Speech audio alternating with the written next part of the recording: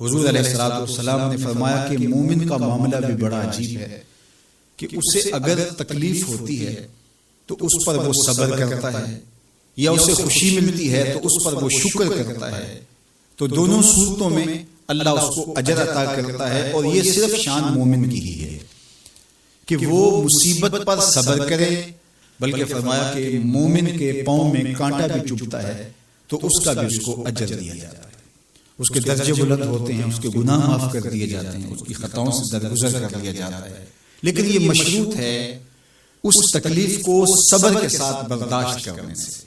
اگر وہ واویلا کرتا ہے، ناشکری کے کلمات کہتا ہے، تو تکلیف تو ختم نہیں ہوتی لیکن اجر ضائع کر دیا جاتا ہے۔ تو اس لیے ہمیں ہر صورت کے اندر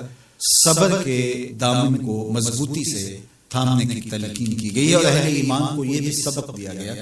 کہ جب انہیں کوئی بھی مصیبت پہنچتی ہے تو وہ کہتے ہیں انا للہ و انا الیہ راجعون، کہ ہم اسی کے ہیں اور اسی کے حضور پلٹ کے جانا ہے۔ تو یہ وہ عمل ہے کہ جو ان کی طبیعت کے اندر ٹھہراؤ پیدا کرتا ہے اور ان کی زندگیوں کے اندر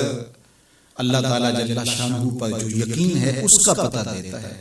اگر مصیبت کو اللہ کی طرف سے سمجھ کے مان کے صبر کیا جائے، اس کو مقدور سمجھا جائے، اس پر واویلا نہ کیا جائے، اللہ کی نافرمانی کا کوئی کلمہ نہ بولا جائے، اپنے عقیدے میں تزلزل نہ آنے دیا جائے، اپنے رویوں کی خوبصورتی کو ظاہر نہ ہونے دیا جائے، تو اس کا مطلب ہے کہ وہ شخص مومن ہے، اس کا یقین ہے کہ یہ اللہ کی طرف سے ہے۔ تو پھر اس کے یقین کے صلے کے اندر اللہ اس کو پھر ہدایت قلب کا چراغاں نصیب کرتا ہے۔ اور فرمایا واللہ بکل شیء علیم، اور اللہ ہر شے کو جاننے والا ہے، اسے پتہ ہے کہ کسی پر مصیبت نازل کیوں کرنی ہے، اور اس مصیبت سے اس کا امتحان لینا مقصود ہے، اس کے درجوں کو بلند کرنا مقصود ہے، اس کے گناہوں کو معاف کرنا مقصود ہے، اس کو کسی آزمائش میں ڈال کر کے اس کو مزید کندن بنانا مقصود ہے، یا اس کا کیا مقصود ہے، اس کو سزا دینا مقصود ہے، یہ اسے پتہ ہے۔ تمہارا رب تمہاری طرف آنے والی جو تکلیفیں ہیں ان کے اندر ہزارہا پنہا حکمتوں سے واقف ہے۔ یہاں یہ بات بھی سمجھنے کے قابل ہے کہ جو شخص مصیبت کے آنے پر صبر اور استقامت کے ساتھ اس سے نپٹتا ہے اور اللہ پر جو اس کا یقین ہے اس میں تزلزل پیدا نہیں ہونے دیتا، کل من عند اللہ، اے محبوب فرما دیجئے جو کچھ ہے وہ تمہارے رب کی طرف سے ہے۔ یہ اس کا خیال اور فکر ہے کہ یہ میرے اللہ کی طرف سے، تو پھر اس مصیبت کو ٹالنے والا بھی وہی ہے۔ تو اگر یہ اس کا عقیدہ پختہ تھا تو پھر وہ مالک کی دہلیز چھوڑ کے، مالک کی چوکھٹ چھوڑ کے کسی اور دہلیز پہ نہیں جائے گا، کسی اور چوکھٹ پہ نہیں جائے گا۔ وہ اس مصیبت کو دور کرنے والا مؤثر حقیقی اللہ کو ہی جانتا ہوگا،